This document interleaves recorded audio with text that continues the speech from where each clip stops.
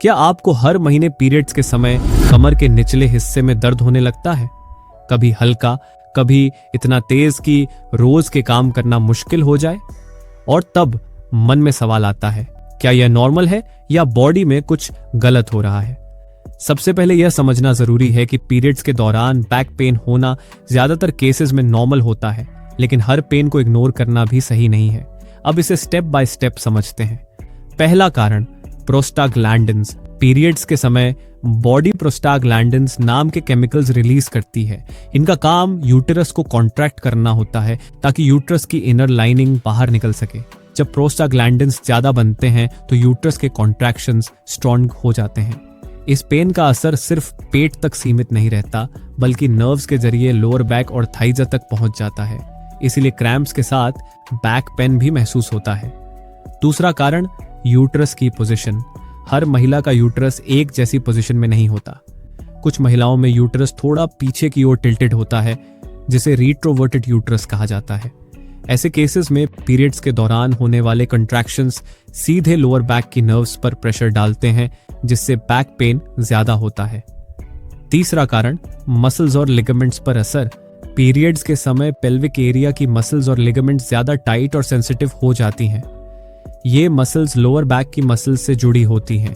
जब pelvic area में tension बढ़ता है तो उसका असर सीधे कमर पर पड़ता है और पेन महसूस होता है। चौथा कारण, हार्मोनल चेंजेस। पीरियड्स के दौरान एस्ट्रोजन और प्रोजेस्टेरोन लेवल्स तेजी से बदलते हैं।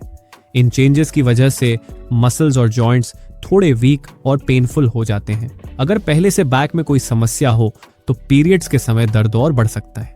पांचवां कारण, वाटर रिटेंशन। पीरियड्स के आसपास बॉडी में वाटर रिटेंशन हो जाता है, जिससे पेट और पेल्विक एरिया में हेवीनेस आती है। यह प्रेशर लोअर बैक पर पड़ता है और पेन ट्रिगर करता है। कब बैक पेन नॉर्मल नहीं माना जाता? अगर बैक पेन सिर्फ पीरियड्स के पहले 1 से 2 दिन तक रहे और धीरे धीरे कम हो जाए तो यह नॉर्मल माना जाता है। लेकिन अगर पेन बहुत ज्यादा सीवियर हो, पीरियड्स खत्म होने के बाद भी बना रहे, पेन के साथ हैवी ब्लीडिंग हो, डिजीनेस, नोजिया या एक्सट्रीम वीकनेस हो, तो यह वार्निंग साइन हो सकता है।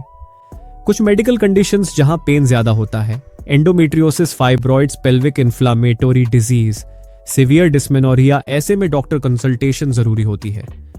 बैक पेन से राहत के आसान तरीके, लोअर बैक पर हॉट वाटर बैग लगाना, लाइट स्ट्रेचिंग या स्लो वॉकिंग, प्रॉपर रेस्ट और अच्छी नींद, एक्सेस कैफीन और जंक फूड से बचना। डॉक्टर की सलाह से पेन रिलीफ मेडिसिन लेना एक मिथ साफ कर लेते हैं। पीरियड्स का पेन सहना ही नॉर्मल है? नहीं, पेन सहना मजबूरी नहीं है। कंक्लूजन, पीरियड्स के दौरान बैक पेन अक्सर प्रोस्टाग्लैंडिन्स, हार्मोनल चेंजेस और यूट्राइन कॉन्ट्रैक्शंस की वजह से होता है। ज्यादातर केसेस में यह नॉर्मल होता है, लेकिन सिवियर या लॉन्ग लास्टिंग पेन को इग्नोर नहीं करना चाहिए। बॉडी के सिग्नल्स समझना और सही समय पर हेल्प लेना ही हेल्थी पीरियड्स की पहचान है। अगर यह जानकारी यूजफुल लगी हो तो वीडियो को लाइक करें और कमेंट में यस लिखें। क्या आपको भी पीरियड्स में बैक पेन